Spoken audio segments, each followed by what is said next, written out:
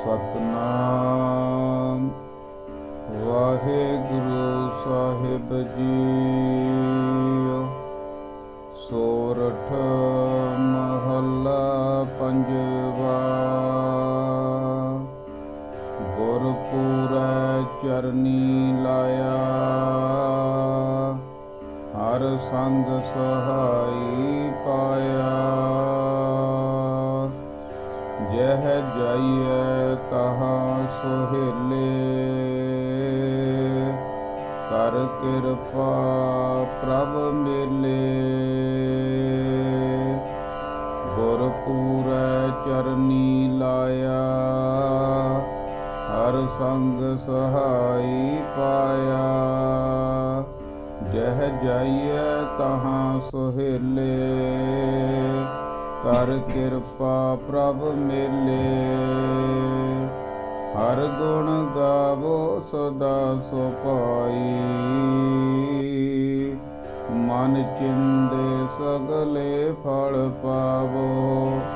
ਜੀ ਕੈ ਸੰਗ ਸਹਾਈ ਰਹਾਉ, ਨਾਰਾਇਣ ਪ੍ਰਾਣ ਆਧਾਰਾ।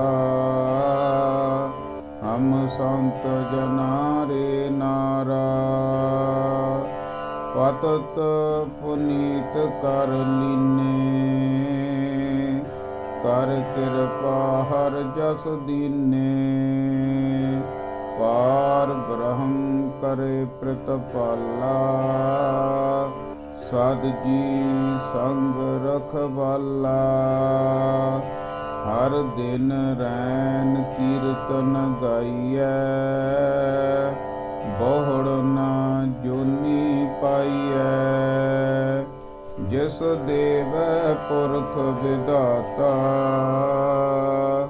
ਹਰ ਰਸ ਤਿਨਹੀ ਜਾਤਾ, ਜਮ ਕੰਕਰ ਨੇੜ ਨ ਆਇਆ। ਸੁਖ ਨਾਨਕ ਸ਼ਰਣੀ ਪਾਇਆ, ਜਮ ਕੰਕਰ ਨੇੜ ਨ ਆਇਆ।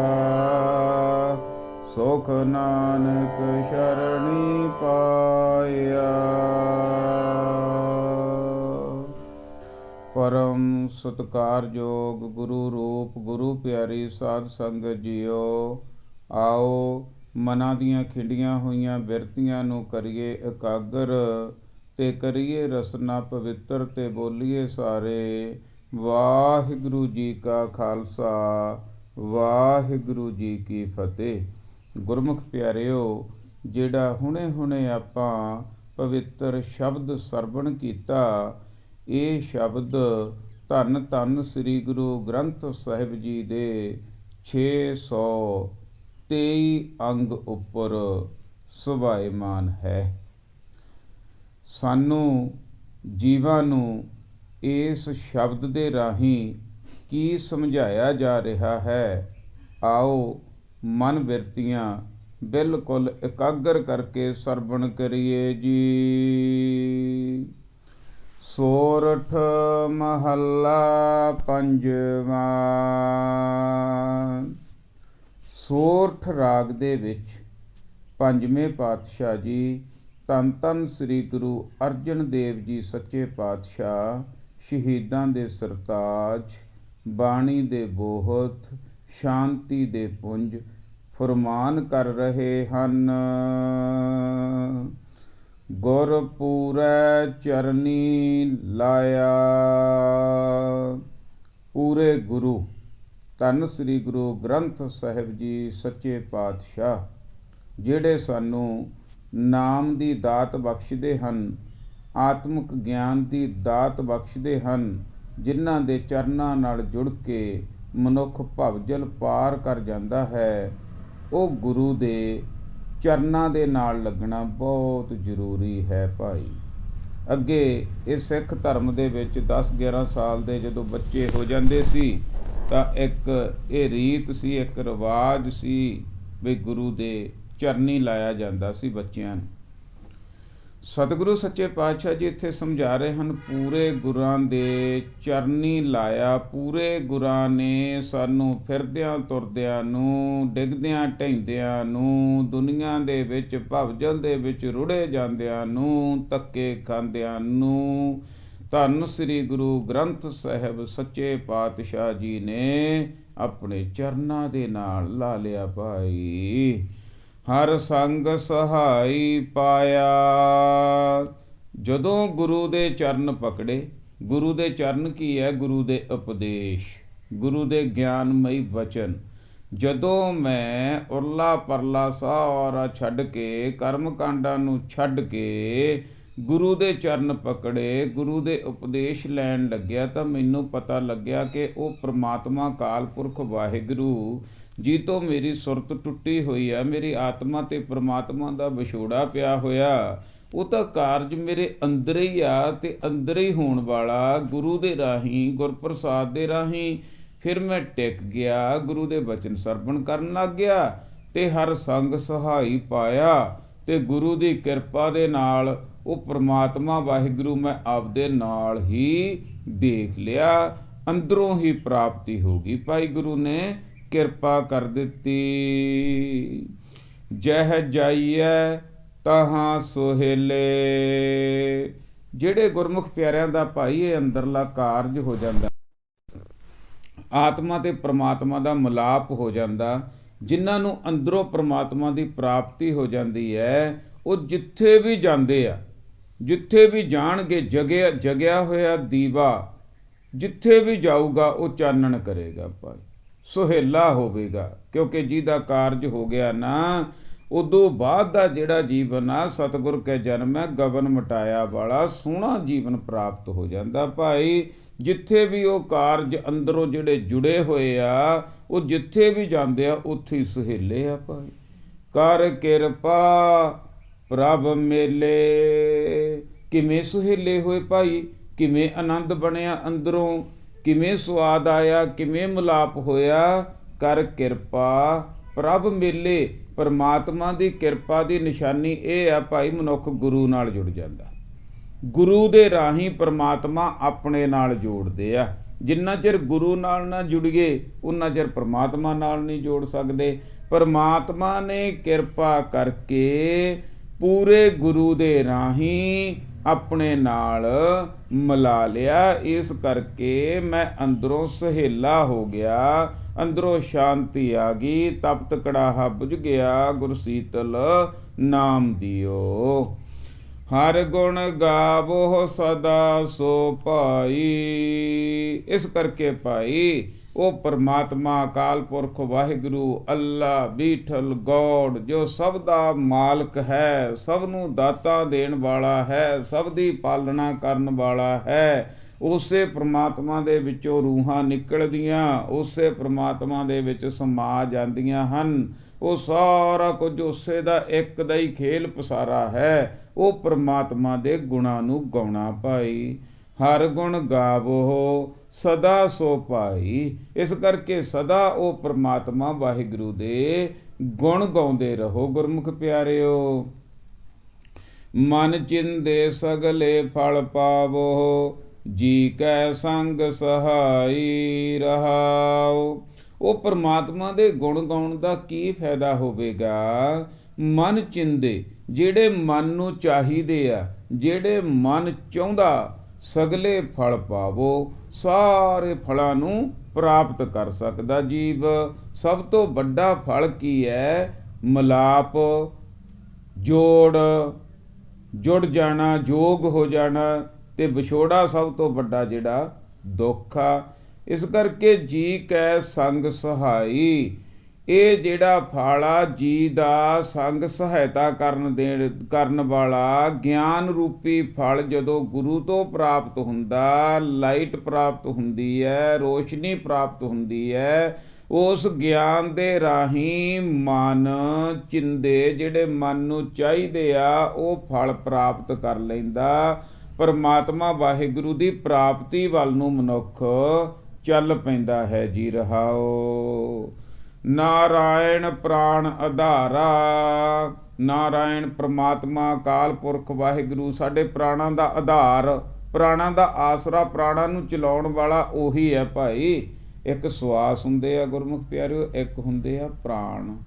ਥੋੜ੍ਹਾ ਜਿਹਾ ਫਰਕ ਹੈ ਇਹਦੇ 'ਚ, ਜਿਵੇਂ ਜਾਣਕਾਰੀ ਤੇ ਗਿਆਨ ਦੇ ਵਿੱਚ ਫਰਕ ਆ। ਜਾਣਕਾਰੀ ਹੈ ਕਿਸੇ ਚੀਜ਼ ਨੂੰ ਜਾਣ ਲੈਣਾ, ਗਿਆਨ ਆ ਉਸ ਚੀਜ਼ ਨੂੰ ਹੰਢਾ ਲੈਣਾ, ਆਪਣਾ ਹੋ ਜਾਣਾ, ਆਪਣੀ ਮੋਹਰ ਲੱਗ ਰਹਿਣੀ। ਕੇਲੇ ਨੂੰ ਪਤਾ ਵੀ ਛਿਲਕਾ ਲਾ ਕੇ ਖਾਇਆ ਜਾਂਦਾ, ਇਹ ਜਾਣਕਾਰੀ ਆ, ਖਾ ਲਿਆ ਇਹ ਗਿਆਨ ਆ। ਇਸੇ ਤਰ੍ਹਾਂ ਸਵਾਸ ਚੱਲਦੇ ਆ ਤੇ ਇੱਕ ਆ ਪ੍ਰਾਣਾ ਸ਼ਕਤੀ ਚੱਲਦੀ ਹੈ। ਜਦੋਂ ਬੰਦਾ ਕੋਮਾ ਦੇ ਵਿੱਚ ਚਲਿਆ ਜਾਂਦਾ ਗੁਰਮੁਖ ਪਿਆਰਿਓ, ਉਦੋਂ ਸਵਾਸ ਤਾਂ ਉਦੋਂ ਵੀ ਚੱਲਦੇ ਹੁੰਦੇ ਆ, ਪਰ ਪ੍ਰਾਣਾ ਸ਼ਕਤੀ ਹੈ ਜਿਹੜੀ ਉਹ ਗਾਇਬ ਹੋ ਜਾਂਦੀ ਹੈ, ਉਹ ਚਲੀ ਜਾਂਦੀ ਹੈ। ਜਦੋਂ ਪ੍ਰਾਣਾ ਸ਼ਕਤੀ ਆ ਜਾਂਦੀ ਹੈ, ਉਹਨੂੰ ਬਲ ਵੀ ਕਿਹਾ। ਬਲ ਛੁੱਟ ਕਿਉ ਬੰਧਨ ਪਰੇ, ਉਹ ਪ੍ਰਾਣਾ ਸ਼ਕਤੀ ਗਈ, ਟੂਟੀਆਂ ਲੱਗ ਗਈਆਂ, ਡਾਕਟਰ ਬਨੌਟੀ ਸਾਹ ਦੇਣ ਲੱਗ ਗਏ, ਬੰਧਨ ਪੈ ਗਏ। ਜੇ ਕਿਤੇ ਉਹ ਸੁਰਤ ਆ ਜਾਵੇ, ਕੋਮਾ 'ਚੋਂ ਮਨੁੱਖ ਬਾਹਰ ਆ ਜਾਵੇ, ਫਿਰ ਟੂਟੀਆਂ ਪੱਟੀਆਂ ਜਾਂਦੀਆਂ।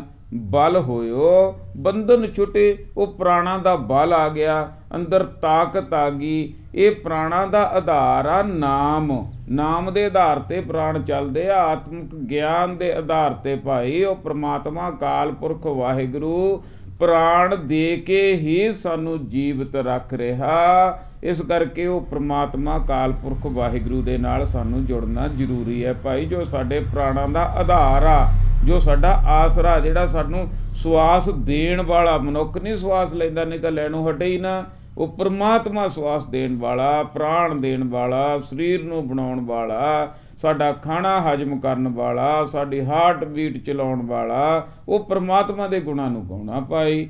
ਹਮ ਸੰਤ ਜਨਾ ਰੇ ਨਾਰਾ। ਸਤ ਸੰਗਤ ਦੇ ਵਿੱਚ ਬੈਠ ਕੇ ਕੀ ਹੁੰਦਾ? ਸਤ ਸੰਗਤ ਕੈਸੀ ਜਾਣੀ ਹੈ? ਜਿੱਥੇ ਇੱਕੋ ਨਾਮ ਬਖਾਣੀ ਹੈ। ਇਸ ਕਰਕੇ ਭਾਈ ਆਪਾਂ ਵੀ ਜਿਹੜੇ ਸਤਸੰਗ ਦੇ ਵਿੱਚ ਪ੍ਰਮਾਤਮਾ ਵਾਹਿਗੁਰੂ ਦੇ ਗੁਣ ਗਾਏ ਜਾਂਦੇ ਆ, ਉਹਨਾਂ ਸਤ ਸੰਗੀਆਂ ਦੀ ਚਰਨ ਧੂੜ ਬਣਨਾ ਭਾਈ।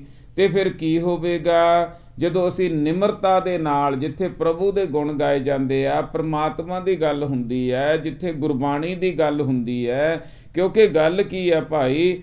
ਆਤਮਾ ਤੇ ਪ੍ਰਮਾਤਮਾ ਦਾ ਪਿਆ ਹੋਇਆ ਵਿਛੋੜਾ, ਉਹਦਾ ਕਾਰਨ ਕੀ ਹੈ ਵਿਛੋੜੇ ਦਾ? ਉਹ ਗੁਰਬਾਣੀ ਸਮਝਾਉਂਦੀ ਹੈ। ਜਿਹੜੇ ਸਮਝ ਲੈਂਦੇ ਆ ਉਹ ਕਾਰਨ ਆਪਣੇ ਆਪ ਤੇ ਕੰਮ ਕਰ ਲੈਂਦੇ ਆ, ਤੇ ਉਹ ਆਪਣਾ ਲੇਖਾ ਜਿਹੜਾ ਵਧੀਆ ਬਣਾ ਲੈਂਦੇ ਆ, ਮੁਕਤੀ ਤੱਕ ਪਹੁੰਚ ਜਾਂਦੇ, ਆਪਣਾ ਕਾਰਜ ਆਪੇ ਹੀ ਕਰ ਲੈਂਦੇ ਆ ਭਾਈ। ਸੰਤ ਜਨਾ ਰੇ ਨਾਰਾ, ਜਿਹੜੇ ਸਤ ਸੰਗਤ ਦੀ ਚਰਨ ਧੂੜ ਬਣਦੇ ਆ, ਸਤ ਸੰਗਤ ਦੇ ਵਿੱਚ ਬੈਠਦੇ ਆ, ਗੁਰੂ ਦੇ ਅੱਗੇ ਫਰਿਆਦ ਕਰਦੇ ਆ, ਜੋਦੜੀ ਕਰਦੇ ਆ, ਅਰਦਾਸ ਕਰਦੇ ਆ ਕਿ ਸਤਿਗੁਰੂ ਸੱਚੇ ਪਾਤਸ਼ਾਹ ਜੀ ਅਸੀਂ ਪਤਿਤ ਹਾਂ। ਪਤਿਤ ਤੋਂ ਭਾਵ ਕੀ ਹੈ ਗੁਰਮੁਖ ਪਿਆਰਿਓ? ਜਿਵੇਂ ਪੱਤਾ ਹੁਣ ਇੱਕ ਤਾਂ ਦਰਖਤ ਦੇ ਨਾਲ ਜੁੜਿਆ ਹੋਇਆ, ਉਹ ਤਾਂ ਹਵਾ ਦਾ, ਧੁੱਪ ਦਾ, ਸਾਰੇ ਕਾਸੇ ਦਾ ਆਨੰਦ ਲੈ ਰਿਹਾ। ਇੱਕ ਹੈਗਾ ਦਰਖਤ ਤੋਂ ਟੁੱਟ ਗਿਆ ਪੱਤਾ, ਜਿਹੜਾ ਟੁੱਟ ਗਿਆ ਭਾਈ, ਉਹ ਬੀਬੀਆਂ ਨੇ ਜਿਹੜਾ ਹੈ ਝਾੜੂ ਮਾਰ ਕੇ ਕਦੇ ਕਿੱਧਰ ਸਿੱਟਤਾ, ਕਦੇ ਰੂੜੀ ਤੇ ਚਲਿਆ ਗਿਆ, ਕਦੇ ਨਾਲੀ 'ਚ ਚਲਿਆ ਗਿਆ, ਹਵਾ ਵਗੀ ਫਿਰ ਇੱਧਰ ਨੂੰ ਉੱਧਰ ਨੂੰ। ਇਸੇ ਤਰ੍ਹਾਂ ਜਦੋਂ ਅਸੀਂ ਪਤਿਤ ਹੋ ਜਾਂਦੇ ਹਾਂ, ਜਦੋਂ ਅਸੀਂ ਜਿਹੜਾ ਹੈ ਆਪਣੇ ਮੂਲ ਤੋਂ, ਪ੍ਰਮਾਤਮਾ ਤੋਂ, ਵਾਹਿਗੁਰੂ ਤੋਂ, ਕਾਲ ਪੁਰਖ ਤੋਂ, ਉਹ ਜੋਤ ਤੋਂ ਦੂਰ ਹੋ ਜਾਂਦੇ ਹਾਂ, ਟੁੱਟ ਜਾਂਦੇ ਹਾਂ, ਤਾਂ ਅਸੀਂ ਉਹ ਪੱਤੇ ਦੇ ਵਾਂਗੂ, ਟੁੱਟੇ ਹੋਏ ਪੱਤੇ ਦੇ ਵਾਂਗੂ ਬਣ ਜਾਂਦੇ ਹਾਂ।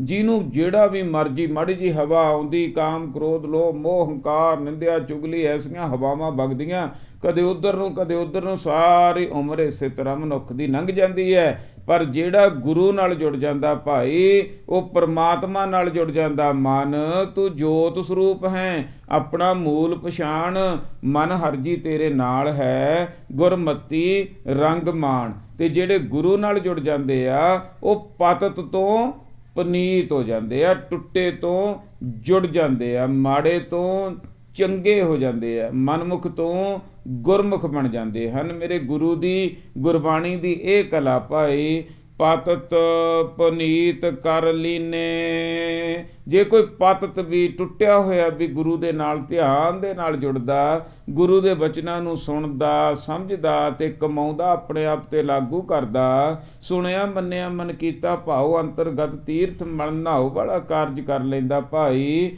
ਉਹ ਪਤਤ ਤੋਂ ਪੁਨੀਤ ਹੋ ਜਾਂਦਾ ਹੈ। ਕਰ ਕਿਰਪਾ ਹਰ ਜਸ ਦੀਨੇ। ਹੇ ਵਾਹਿਗੁਰੂ, ਹੇ ਸਤਿਗੁਰੂ ਸੱਚੇ ਪਾਤਸ਼ਾਹ, ਸਾਨੂੰ ਵੀ ਪਤਤਾ ਨੂੰ ਪੁਨੀਤ ਕਰ ਦੇਵੋ। ਕਿਰਪਾ ਕਰਕੇ ਸਾਨੂੰ ਵੀ ਆਪਣਾ ਜਸ ਬਖਸ਼ੋ, ਅਸੀਂ ਵੀ ਤੁਹਾਡੇ ਗੁਣਾਂ ਨੂੰ ਗਾਈਏ। ਬਿਸਰ ਨਾਹੀ ਦਾਤਾਰ ਆਪਣਾ ਨਾਮ ਦਿਓ, ਗੁਣ ਗਾਵਾਂ ਦਿਨ ਰਾਤ ਨਾਨਕ ਚਾਓ ਇਹੋ। ਮੈਂ ਤੇਰੇ ਗੁਣਾਂ ਨੂੰ ਗਾਉਂਦਾ ਰਹਾਂ, ਮੇਰੇ ਅੰਦਰ ਇਹ ਚਾਹ ਪੈਦਾ ਹੋ ਜਾਵੇ, ਮੇਰੇ ਤੇ ਕਿਰਪਾ ਕਰ ਦੇਵੋ, ਕਿਰਪਾ ਕਰਕੇ ਮੈਨੂੰ ਇਹ ਗੁਣਾਂ ਨੂੰ ਗਾਉਣ ਦੀ ਦਾਤ ਬਖਸ਼ ਦੇਵੋ ਜੀ। ਪਾਰ ਬ੍ਰਹਮ ਕਰੇ ਪ੍ਰਿਤਪਾਲਾ। ਜਿਹੜੇ ਭਾਈ ਗੁਰਮੁਖ ਬਣ ਜਾਂਦੇ ਆ, ਉਹ ਆਪਣਾ ਆਪ ਛੱਡ ਦਿੰਦੇ ਆ। ਉਹ ਕਹਿੰਦੇ ਆ ਸਾਰੇ ਕਾਸੇ ਨੂੰ ਚਲਾਉਣ ਵਾਲਾ ਪ੍ਰਮਾਤਮਾ ਵਾਹਿਗੁਰੂ ਅਕਾਲ ਪੁਰਖ ਹੀ ਹੈ ਭਾਈ, ਮਨੁੱਖ ਨੂੰ ਚਲਾਉਣ ਵਾਲਾ ਵੀ ਉਹ ਪ੍ਰਮਾਤਮਾ ਵਾਹਿਗੁਰੂ ਹੀ ਹੈ। ਜਬ ਹਮ ਹੋਤੇ ਤਬ ਤੂੰ ਨਾਹੀਂ, ਅਬ ਤੂੰ ਹੀ ਮੈਂ ਨਾਹੀਂ ਵਾਲੀ ਅਵਸਥਾ ਉਹਨਾਂ ਗੁਰਮੁਖ ਪਿਆਰਿਆਂ ਦੀ ਬਣ ਜਾਂਦੀ ਹੈ ਭਾਈ, ਜਿਹੜੇ ਗੁਰੂ ਨਾਲ ਜੁੜ ਜਾਂਦੇ ਆ। ਪਾਰ ਬ੍ਰਹਮ ਕਰੇ ਪ੍ਰਤਪਾਲਾ, ਉਹ ਮੰਨ ਜਾਂਦੇ ਆ ਇਸ ਗੱਲ ਨੂੰ ਕਿ ਪ੍ਰਮਾਤਮਾ ਵਾਹਿਗੁਰੂ ਹੀ ਸਾਰਿਆਂ ਦੀ ਪ੍ਰਤਪਾਲਣਾ ਕਰਦਾ ਹੈ। ਸਾਧ ਜੀ ਸੰਗ ਰਖਵਾਲਾ, ਤੇ ਹਰ ਇੱਕ ਮਨੁੱਖ ਦੇ ਨਾਲ ਆ, ਉਹੀ ਰੱਖਿਆ ਕਰਨ ਵਾਲਾ, ਉਹੀ ਸਾਨੂੰ ਜੀਵਨ ਦਾ ਦਾਨ ਦੇਣ ਵਾਲਾ, ਉਹੀ ਸਾਡੇ ਸਵਾਸ ਚਲਾਉਣ ਵਾਲਾ ਭਾਈ, ਸਾਡੇ ਸੰਗ ਹੀ ਆ, ਸਾਡੇ ਨਾਲ ਹੀ ਆ ਸਦਾ ਵਾਸਤੇ। ਹਰ ਦਿਨ ਰੈਨ ਕੀਰਤਨ ਗਾਈਐ। ਸੋ ਇਸ ਕਰਕੇ ਦਿਨ ਤੇ ਰੈਨ, ਦਿਨ ਤੇ ਰਾਤ ਕੀਰਤਨ ਗਾਈਐ। ਦੇਖੋ ਹੁਣ ਕੀਰਤਨ ਆ ਜਿਹੜਾ ਉਹ ਸਤਿਕਾਰਯੋਗ ਆ, ਜਿਹੜੇ ਸਾਜ਼ਾਂ ਦੇ ਨਾਲ ਕੀਰਤਨ ਕਰ ਲੈਂਦੇ ਆ, ਪਰ ਸਾਰੇ ਨਹੀਂ ਕਰ ਸਕਦੇ। ਗੁਰਬਾਣੀ ਹੈ ਜਿਹੜੀ ਇਹ ਸਾਰਿਆਂ ਵਾਸਤੇ ਆ ਭਾਈ। ਇਹ ਕੀਰਤਨ ਦਾ ਅਰਥ ਹੈ ਇੱਥੇ ਕੀਰਤੀ ਕਰਨੀ, ਵਡਿਆਈ ਕਰਨੀ ਤੇ ਦਿਨ ਰਾਤ ਕਰਨੀ। ਦਿਨ ਰਾਤ ਦਾ ਮਤਲਬ ਵੀ ਇਹ ਹੈ ਕਿ ਪ੍ਰਭਾਵਿਤ ਹੋ ਜਾਣਾ ਪ੍ਰਮਾਤਮਾ ਅਕਾਲ ਪੁਰਖ ਵਾਹਿਗੁਰੂ ਤੋਂ, ਉਹਦੇ ਕੈਮਰੇ ਦੇ ਅਧੀਨ ਆਪਣੇ ਆਪ ਨੂੰ ਸਮਝਣ ਲੱਗ ਜਾਣਾ। ਜਦ ਵੀ ਮਨ ਕਿਸੇ ਪਾਸੇ ਨੂੰ ਜਾਂਦਾ ਉੱਥੇ ਹੀ ਰੋਕ ਲੱਗ ਜਾਣੀ, ਉੱਥੇ ਹੀ ਅਲਰਟ ਹੋ ਜਾਣਾ, ਉੱਥੇ ਹੀ ਲਾਲ ਬੱਤੀ ਜਗ ਜਾਣੀ। ਇਹ ਦਿਨ ਰਾਤ ਜਿਹੜਾ ਸਿਮਰਨ ਆ, ਜਦੋਂ ਪ੍ਰਭਾਵਿਤ ਹੋ ਜਾਂਦਾ ਮਨੁੱਖ ਪ੍ਰਮਾਤਮਾ ਦੇ ਗੁਣ ਗਾਉਂਦਾ ਗਾਉਂਦਾ, ਉਹ ਫਿਰ ਪ੍ਰਮਾਤਮਾ ਵਾਹਿਗੁਰੂ ਦੇ ਬਣਾਏ ਹੋਏ ਨਿਯਮਾਂ ਤੋਂ ਬਾਹਰੀ ਨਹੀਂ ਹੁੰਦਾ, ਉਹ ਹੁਕਮ ਤੋਂ ਬਾਹਰੀ ਨਹੀਂ ਹੁੰਦਾ ਭਾਈ। ਹਰ ਦਿਨ ਰੈਨ ਕੀਰਤਨ ਗਾਈਐ। ਉਹ ਦਿਨ ਰਾਤ ਭਾਵ ਹਰ ਸਮੇਂ ਪ੍ਰਮਾਤਮਾ ਵਾਹਿਗੁਰੂ ਦੇ ਕੀਰਤੀ ਕਰਦੇ ਰਹਿੰਦੇ ਆ, ਉਹਦੀ ਵਡਿਆਈ ਕਰਦੇ ਰਹਿੰਦੇ ਆ, ਉਹਨੂੰ ਹਾਜ਼ਰ ਨਾਜ਼ਰ ਸਮਝਣ ਲੱਗ ਜਾਂਦੇ ਹਨ ਭਾਈ। ਬੋਹੜ ਨਾ ਜੋਨੀ ਪਾਈਐ। ਬਸ ਸਭ ਤੋਂ ਵੱਡਾ ਭਾਈ ਗਿਆਨ ਇਹੀ ਹੈ ਗੁਰਬਾਣੀ ਦਾ। ਜਿਵੇਂ ਅਸੀਂ ਬਾਹਰੋਂ ਕਿਸੇ ਮਾਲ ਦੇ ਵਿੱਚ ਕੈਮਰੇ ਲੱਗੇ ਆ, ਅਸੀਂ ਅਲਰਟ ਹੋ ਜਾਂਦੇ ਆ, ਤੇ ਜੇ ਕਿਤੇ ਉਹ ਪ੍ਰਮਾਤਮਾ ਦਾ ਕੈਮਰਾ ਵਾਹਿਗੁਰੂ ਦਾ ਸਮਝ ਲੱਗ ਜਾਵੇ ਸਾਨੂੰ ਵੀ ਸਾਡੇ ਉੱਪਰ ਹਰ ਸਮੇਂ ਫਿੱਟ ਆ, ਤੇ ਫਿਰ ਮਨੁੱਖ ਗਲਤ ਕੰਮ ਕਰ ਹੀ ਨਹੀਂ ਸਕਦਾ। ਜਿਵੇਂ ਕੈਮਰੇ ਦੇ ਅਧੀਨ ਆ, ਕੋਈ ਚੱਕ ਕੇ ਮੂੰਹ 'ਚ ਨਹੀਂ ਕੋਈ ਚੀਜ਼ ਪਾਉਂਦਾ, ਕੋਈ ਚੱਕ ਕੇ ਜੇਬ 'ਚ ਨਹੀਂ ਪਾਉਂਦਾ, ਚੋਰੀ ਨਹੀਂ ਕਰਦਾ, ਬੁਰਾ ਕੰਮ ਨਹੀਂ ਕਰਦਾ, ਤੇ ਬੇਇੱਜ਼ਤੀ ਨਹੀਂ ਹੁੰਦੀ, ਫੜਿਆ ਨਹੀਂ ਜਾਂਦਾ। ਇਸੇ ਤਰ੍ਹਾਂ ਜਿਹੜਾ ਆਪਣੇ ਆਪ ਨੂੰ ਪ੍ਰਮਾਤਮਾ ਦੇ ਕੈਮਰੇ 'ਚ ਸਮਝ ਲੈਂਦਾ, ਉਹ ਬੁਰਾ ਕੰਮ ਨਹੀਂ ਕਰਦਾ ਭਾਈ, ਤੇ ਉਹ ਫੜਿਆ ਨਹੀਂ ਜਾਂਦਾ ਜਮਾਂ ਦੇ ਹੱਥੋਂ, ਤੇ ਵਾਰ-ਵਾਰ ਜੂਨੀਆਂ ਦੇ ਵਿੱਚ ਨਹੀਂ ਪੈਂਦਾ। ਇਹ ਆਪਣਾ ਕਾਰਜ ਆ, ਹਰ ਇੱਕ ਨੇ ਭਾਈ ਆਪਣਾ ਕਾਰਜ ਆਪ ਕਰਨਾ। ਇਹ ਆਤਮਿਕ ਗਿਆਨ, ਇਹ ਰੂਹ ਦੀ ਖੁਰਾਕ ਆ, ਇਹ ਗਿਆਨ ਆ ਜਿਹੜਾ ਆਤਮਿਕ ਗਿਆਨ ਸਾਡੀ ਆਤਮਾ ਵਾਸਤੇ, ਅੰਦਰ ਦੀ ਖੁਰਾਕ ਵਾਸਤੇ ਬਹੁਤ ਜ਼ਰੂਰੀ ਹੈ। ਤੇ ਫਿਰ ਗੁਰੂ ਦੇ ਲੜ ਲੱਗ ਕੇ ਆਪਣੇ ਆਪ ਨੂੰ ਕਬੂ ਜੀੜਾ ਊਬ ਚੜ੍ਹਦਾ, ਕਬੂ ਜਾਏ ਪਿਆਲੇ, ਲੋਭੀ ਜੀੜਾ ਥਿਰ ਨਾ ਰਹਿਤਾ, ਚਾਰੇ ਕੁੰਟਾ ਭਾਲੇ, ਭੱਜਿਆ ਫਿਰਦਾ ਭਾਈ। ਤਬਤ ਕੜਾਹਾ ਬੁਝ ਗਿਆ, ਗੁਰ ਸੀਤਲ ਨਾਮ ਦਿਓ, ਆਪਣ ਹੱਥੀ ਆਪਣਾ ਆਪੇ ਹੀ ਕਾਜ ਸੁਵਾਰੀਐ। ਇਹ ਕਾਰਜ ਆ ਜਿਹੜਾ ਸਭ ਤੋਂ ਜ਼ਰੂਰੀ ਕਰਨ ਵਾਲਾ ਭਾਈ, ਆਪਣੇ ਆਪ ਨੂੰ ਜੂਨੀਆਂ ਤੋਂ ਉੱਤੇ ਕਰ ਲੈਣਾ। ਜੂਨੀਆਂ ਤੋਂ ਛੁਟਕਾਰਾ ਕਰ ਲੈਣਾ। ਸਤਿਗੁਰ ਕੈ ਜਨਮੈ ਗਗਨ ਮਟਾਇਆ ਵਾਲਾ ਕਾਰਜ ਜਿਨ੍ਹਾਂ ਨੇ ਕਰ ਲਿਆ ਗੁਰਮੁਖ ਪਿਆਰਿਆਂ ਨੇ, ਉਹਨਾਂ ਦਾ ਸਮਝ ਲਓ ਆਤਮਾ ਤੇ ਪ੍ਰਮਾਤਮਾ ਦਾ ਮਿਲਾਪ ਹੋ ਗਿਆ। ਉਹਨਾਂ ਚਿਰ ਹੀ ਆਤਮਾ ਭੜਕਦੀ ਹੈ ਜਿੰਨਾ ਚਿਰ ਪ੍ਰਮਾਤਮਾ ਦੇ ਨਾਲ ਮਿਲਾਪ ਨਹੀਂ ਹੁੰਦਾ। ਹੁਣ ਅਸੀਂ ਗੁਰੂ ਦੇ ਰਾਹੀਂ ਉਹ ਅੰਦਰਲਾ ਕਾਰਜ ਕਰ ਲੈਂਦੇ ਹਾਂ, ਕਰ ਸਕਦੇ ਹਾਂ। ਤੇ ਜਿਹੜੇ ਕਰ ਲੈਂਦੇ ਆ ਬੋਹੜ ਨਾ ਜੂਨੀ ਪਾਈ ਹੈ, ਉਹਨਾਂ ਦੀ ਭਟਕਣਾ ਖਤਮ ਹੋ ਜਾਂਦੀ ਹੈ ਭਾਈ। ਜਿਸ ਦੇਵੈ ਪੁਰਖ ਵਿਧਾਤਾ, ਜਿਸ ਵਿਅਕਤੀ ਨੂੰ ਉਹ ਪੁਰਖ ਪ੍ਰਮਾਤਮਾ ਵਾਹਿਗੁਰੂ ਅਕਾਲ ਪੁਰਖ ਬਖਸ਼ਿਸ਼ ਕਰ ਦਿੰਦਾ ਹੈ। ਹੁਣ ਇੱਥੇ ਥੋੜ੍ਹੀ ਜਿਹੀ ਸਮਝਣ ਵਾਲੀ ਗੱਲ ਆ ਭਾਈ।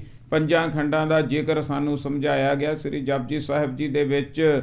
ਮਿਹਨਤ ਮੈਂ ਕਰਨੀ ਹੈ ਤੇ ਬਖਸ਼ਿਸ਼ ਉਹ ਪ੍ਰਮਾਤਮਾ ਦੀ ਹੈ। ਸਾਡਾ ਮਨ ਸਾਨੂੰ ਇੱਥੇ ਭੁਲੇਖਾ ਪਾਉਂਦਾ ਵੀ ਸ਼ਾਇਦ ਬੈਠਿਆਂ ਨੂੰ ਹੀ ਬਖਸ਼ਿਸ਼ ਹੋ ਜਾਊਗੀ। ਨਹੀਂ, ਕੁਝ ਪਾਣੇ ਕੇ लिए ਕੁਝ ਖੋਣਾ ਪੜਤਾ ਹੈ। ਜੇ ਬੱਚੇ ਨੂੰ ਪੜ੍ਹਾਉਣਾ ਤਾਂ ਉਹਦੇ ਵਾਸਤੇ ਮਿਹਨਤ ਕਰਨੀ ਪਊਗੀ, ਕੁਝ ਨਾ ਕੁਝ ਕਰਨਾ ਪਏਗਾ ਭਾਈ। ਜੇ ਉੱਪਰ ਨੂੰ ਜਾਣਾ, ਉੱਪਰ ਨੂੰ ਸੁਰਤ ਲਿਜਾਣੀ ਹੈ ਤਾਂ ਮਿਹਨਤ ਕਰਨੀ ਪਏਗੀ। ਆਪਣੀ ਮਿਹਨਤ ਤੇ ਵੀ ਹੰਕਾਰ ਨਾ ਹੋ ਜਾਵੇ, ਹਉਮੈ ਨਾ ਹੋ ਜਾਵੇ। ਇਸ ਕਰਕੇ ਸਾਨੂੰ ਸਮਝਾਇਆ ਗਿਆ ਮਿਹਨਤ ਮੇਰੀ ਤੇ ਰਹਿਮਤ ਤੇਰੀ। ਪੰਜਾਂ ਖੰਡਾਂ ਦਾ ਜ਼ਿਕਰ ਆ, ਉਹਦੇ ਵਿੱਚੋਂ ਪਹਿਲਾ ਹੈਗਾ ਧਰਮ ਖੰਡ। ਇਹ ਮਨੁੱਖ ਨੇ ਆਪ ਕਰਨਾ ਹੁੰਦਾ, ਧਰਮੀ ਆਪ ਬਣਨਾ, ਧਰਮ ਨੂੰ ਸਮਝਣਾ ਮਨੁੱਖ ਨੇ ਆਪ ਆ। ਉਸ ਤੋਂ ਬਾਅਦ ਆ ਗਿਆਨ ਖੰਡ ਦੇ ਵਿੱਚ ਸੁਰਤ ਪਹੁੰਚਦੀ। ਇਹ ਗੁਰਬਾਣੀ ਦਾ ਗਿਆਨ, ਪਰਮਾਤਮਾ ਦਾ ਗਿਆਨ, ਅਕਾਲ ਪੁਰਖ ਦਾ ਗਿਆਨ ਮਨੁੱਖ ਨੇ ਆਪ ਪ੍ਰਾਪਤ ਕਰਨਾ। ਇਹ ਮਿਹਨਤ ਆਪ ਕਰਨੀ ਹੈ। ਤੀਜਾ ਹੈਗਾ ਸ਼ਰਮ ਖੰਡ, ਜਿੱਥੇ ਜਾ ਕੇ ਮਨੁੱਖ ਦੀ ਬੁਰੀ ਘਾੜਤ ਤੋਂ ਚੰਗੀ ਘਾੜਤ ਕੜੀ ਜਾਂਦੀ ਹੈ। ਇਹ ਸਭ ਤੋਂ ਔਖਾ ਖੰਡ ਆ। ਇਹ ਸੱਟਾਂ ਚੋਟਾਂ ਵੱਜਦੀਆਂ ਮਨ ਦੇ ਉੱਪਰ, ਪੁਰਾਣੀ ਘਾੜਤ ਡਿੱਗਦੀ ਆ। ਪੁਰਾਣੀ ਬਣੀ ਹੋਈ ਬਿਲਡਿੰਗ ਆ ਜਿਹੜੀ ਝੂਠ ਦੀ ਮਨ ਨੇ ਬਣਾਈ ਹੋਈ ਹੈ, ਤੇ ਪ੍ਰਮਾਤਮਾ ਵਾਹਿਗੁਰੂ ਦੀ ਗੁਰਮੁਖਤਾ ਵਾਲੀ ਬਿਲਡਿੰਗ ਆ ਜਿਹੜੀ ਬਣਨੀ ਸ਼ੁਰੂ ਹੁੰਦੀ ਆ। ਜਦੋਂ ਉਹ ਘਾੜਤ ਘੜੀ ਗਈ, ਜਦੋਂ ਤੀਜੇ ਖੰਡ ਦੇ ਵਿੱਚ ਦੀ ਸੁਰਤ ਲੰਘ ਗਈ, ਫਿਰ ਚੌਥਾ ਖੰਡ ਵਾਪਰਦਾ ਜਿਹਨੂੰ ਕਹਿੰਦੇ ਆ ਕਰਮ ਖੰਡ, ਜਿਹਨੂੰ ਕਹਿੰਦੇ ਆ ਬਖਸ਼ਿਸ਼ ਦਾ ਖੰਡ। ਤੇ ਉਸ ਤੋਂ ਬਾਅਦ ਫਿਰ ਸੱਚਖੰਡ। ਜਿਉਂਦੇ ਹੀ ਗੁਰਮੁਖ ਪਿਆਰੇ ਸੱਚਖੰਡ ਵਾਸੀ ਹੋ ਜਾਂਦੇ ਹਨ। ਮੋਏ ਹੋਏ ਜੋ ਮੁਕਤ ਦਿਓਗੇ, ਮੁਕਤ ਨਾ ਜਾਣੈ ਕੋਇਲਾ। ਗੁਰਬਾਣੀ ਦੇ ਵਿੱਚ ਜਿਉਂਦਿਆਂ ਮੁਕਤੀ ਸਮਝਾਈ ਗਈ ਹੈ ਭਾਈ। ਤੇ ਜਿਹੜੇ ਮਿਹਨਤ ਕਰਦੇ ਆ, ਮਿਹਨਤ ਮੇਰੀ, ਤੇ ਫਿਰ ਉਹਨਾਂ ਤੇ ਰਹਿਮਤ ਹੋ ਜਾਂਦੀ ਹੈ। ਜਿਸ ਦੇਵੈ ਪੁਰਖ ਵਿਦਾਤਾ, ਹਰ ਰਸ ਤਿਨ ਹੀ ਜਾਤਾ। ਜਿਨ੍ਹਾਂ ਤੇ ਪ੍ਰਮਾਤਮਾ ਵਾਹਿਗੁਰੂ ਦੀ ਮਿਹਰ ਹੋ ਜਾਂਦੀ ਹੈ, ਅਕਾਲ ਪੁਰਖ ਦੀ ਜਿਹੜੀ ਮਿਹਰ ਦੀ ਕਿਰਪਾ ਦੀ ਨਿਸ਼ਾਨੀ ਇਹੀ ਹੈ ਕਿ ਉਹ ਗੁਰੂ ਨਾਲ ਜੁੜ ਜਾਂਦੇ ਆ ਭਾਈ। ਹਰ ਰਸ ਤਿਨ ਹੀ ਜਾਤਾ। ਜਿਹੜੇ ਗੁਰੂ ਨਾਲ ਜੁੜ ਜਾਂਦੇ ਆ, ਜਿਹੜੇ ਗੁਰਬਾਣੀ ਨਾਲ ਜੁੜ ਜਾਂਦੇ ਆ, ਉਹਨਾਂ ਨੇ ਸਮਝ ਲਓ ਪ੍ਰਮਾਤਮਾ ਦੇ ਨਾਮ ਦਾ ਰਸ ਚੱਖ ਲਿਆ ਜੀ। ਜਮ ਕੰਕਰ ਨੇੜ ਨਾ ਆਇਆ। ਫਿਰ ਉਹਨਾਂ ਦੇ ਨੇੜੇ ਜਮ ਕੰਕਰ, ਗੁੱਸੇ ਵਾਲੇ ਜਮ, ਵਿਕਾਰ, ਕਾਮ, ਕ੍ਰੋਧ, ਲੋਭ, ਮੋਹ, ਹੰਕਾਰ, ਨਿੰਦਿਆ, ਚੁਗਲੀ, ਸਾੜਾ, ਇਹ ਸਾਰੇ ਸਾਨੂੰ ਚਿੰਬੜੇ ਹੋਇਆ ਜਮਾਂ ਦੇ ਰੂਪ ਦੇ ਵਿੱਚ। ਇਹ ਅਸਲੀ ਜਾਮਾਂ ਸਾਡੇ ਸ਼ੁਭ ਗੁਣਾਂ ਨੂੰ ਅੰਦਰੋਂ ਲੁੱਟ ਰਹੇ ਆ। ਜਿਹੜੇ ਨਾਮ ਰਸ ਦੇ ਨਾਲ ਜੁੜ ਜਾਂਦੇ ਆ, ਜਿਹੜੇ ਗੁਰੂ ਨਾਲ ਜੁੜ ਜਾਂਦੇ ਆ, ਜਿਹੜੇ ਪਰਮਾਤਮਾ ਨਾਲ ਜੁੜ ਜਾਂਦੇ ਆ, ਜਿਹੜੇ ਵਾਹਿਗੁਰੂ ਦੇ ਨਾਲ ਜੁੜ ਕੇ ਆਪਣੇ ਅੰਦਰ ਸ਼ੁਭ ਗੁਣ ਪੈਦਾ ਕਰ ਲੈਂਦੇ ਆ, ਗੁਰੂ ਦਾ ਓਟ ਆਸਰਾ ਲੈ ਲੈਂਦੇ ਆ, ਗੁਰ ਪ੍ਰਸਾਦ ਪ੍ਰਾਪਤ ਕਰ ਲੈਂਦੇ ਆ, ਫਿਰ ਉਹਨਾਂ ਦੇ ਅੰਦਰ ਇਹ ਔਗਣ ਜਮ ਬਣ ਕੇ ਨਹੀਂ ਆਉਂਦੇ। ਔਗਣ ਖਤਮ ਹੋ ਜਾਂਦੇ ਆ ਤੇ ਸ਼ੁਭ ਗੁਣ ਆ ਜਿਹੜੇ ਉਹਨਾਂ ਦੇ ਅੰਦਰੋਂ ਪ੍ਰਗਟ ਹੋ ਜਾਂਦੇ ਆ। ਜਮ ਕੰਕਰ ਨੇੜ ਨਾ ਆਇਆ। ਜਮ ਆ ਜਿਹੜਾ, ਜਾਂ ਕੰਕਰ ਗੁੱਸੇ ਦੇ ਰੂਪ ਦੇ ਵਿੱਚ, ਉਹਨਾਂ ਗੁਰਮੁਖ ਪਿਆਰਿਆਂ ਦੇ ਨੇੜ ਵੀ ਨਹੀਂ ਆਉਂਦਾ। ਕੋਈ ਔਗਣ ਜਿਹੜਾ ਜਮ ਧਾਰ ਕੇ ਨਹੀਂ ਆਉਂਦਾ। ਔਗਣ ਭੱਜਣ ਲੱਗ ਜਾਂਦੇ ਆ ਜਿੱਥੇ ਸ਼ੁਭ ਗੁਣਾਂ ਦਾ ਵਾਸਾ ਹੋ ਜਾਂਦਾ ਹੈ ਭਾਈ। ਸੁਖ ਨਾਨਕ ਸ਼ਰਣੀ ਪਾਇਆ। ਇਹ ਆ ਭਾਈ ਸੁਖ ਦੀ ਪ੍ਰਾਪਤੀ ਹੁੰਦੀ। ਸੁਖ ਨਾਨਕ ਸ਼ਰਣੀ ਪਾਇਆ। ਗੁਰੂ ਦੀ ਸ਼ਰਨ ਲੈਣ ਦੇ ਨਾਲ, ਗੁਰੂ ਦੀ ਗੁਰਬਾਣੀ ਦੇ ਨਾਲ ਜੁੜਨ ਦੇ ਨਾਲ ਆਤਮਿਕ ਸੁਖ ਦੀ ਪ੍ਰਾਪਤੀ ਹੁੰਦੀ ਹੈ। ਸੁਖ ਆ ਜਿਹੜਾ, ਇਹ ਇੱਕ ਬਚਨ ਆ, ਸੱਸੇ ਨੂੰ ਵੀ ਔਂਕੜਾ, ਖੱਖੇ ਨੂੰ ਵੀ ਔਂਕੜਾ। ਇਹ ਤੇ ਇਹਦਾ ਮਤਲਬ ਬਣ ਗਿਆ ਇੱਕ ਬਚਨ। ਇੱਕ ਬਚਨ ਦਾ ਮਤਲਬ ਬਣ ਗਿਆ ਮਿਲਾਪ ਦਾ ਸੁੱਖ।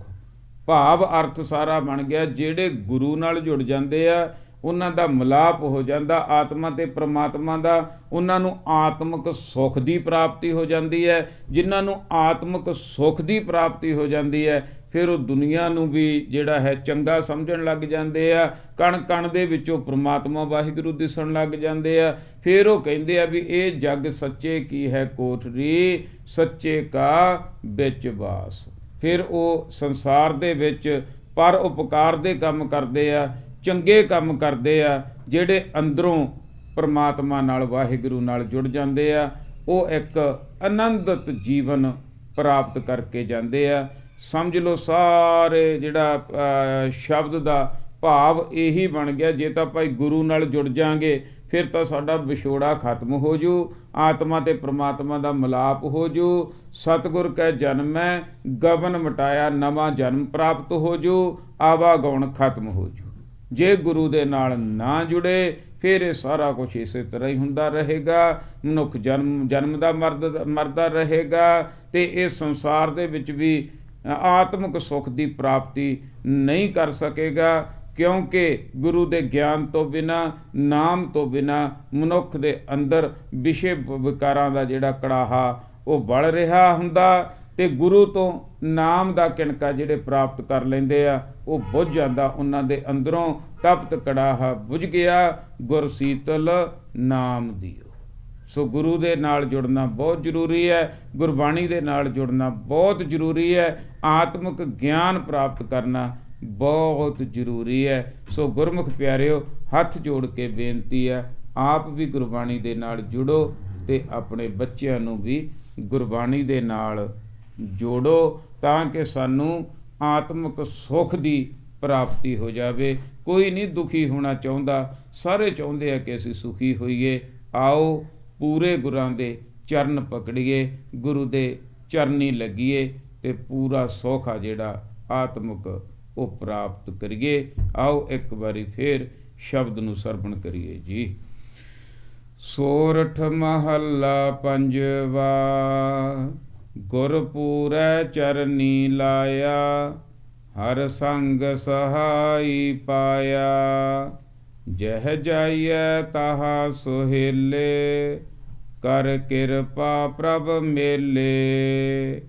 ਹਰ ਗੁਣ ਗਾਵੋ ਸਦਾ ਸੋ ਭਾਈ, ਮਨ ਚਿੰਦੇ ਸਗਲੇ ਫਲ ਪਾਵੋ। ਜੀ ਕੈ ਸੰਗ ਸਹਾਈ ਰਹਾਉ, ਨਾਰਾਇਣ ਪ੍ਰਾਣ ਆਧਾਰਾ। ਹਮ ਸੰਤ ਜਨਾ ਰੇ ਨਾਰਾ, ਪਤਿਤ ਪੁਨੀਤ ਕਰ ਲੀਨੇ। ਕਰ ਕਿਰਪਾ ਹਰ ਜਸ ਦੀਨੇ, ਪਾਰ ਬ੍ਰਹਮ ਕਰੇ ਪ੍ਰਿਤਪਾਲਾ। ਸਾਧ ਜੀ ਸੰਗ ਰਖਵਾਲਾ, ਹਰ ਦਿਨ ਰੈਨ ਕੀਰਤਨ ਗਾਈਐ। ਬਹੁੜ ਨ ਜੋਨੀ ਪਾਈਐ, ਜਿਸ ਦੇਵੈ ਪੁਰਖ ਵਿਦਾਤਾ। ਹਰ ਰਸ ਤਿਨ ਹੀ ਜਾਤਾ, ਜਮ ਕੰਕਰ ਨੇੜ ਨ ਆਇਆ।